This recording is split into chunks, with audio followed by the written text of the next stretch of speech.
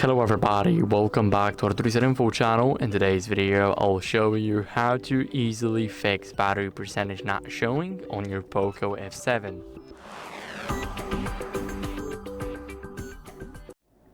So first, what you guys want to do is go over to settings. Now, it's not available for some devices, but for this one it is, so I'll show you guys where to find it.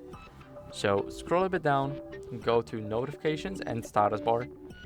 And here we will have the status bar. Now here we will have the battery indicator. Oops.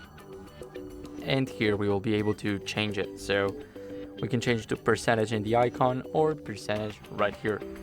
I would recommend using the battery percentage in the icon.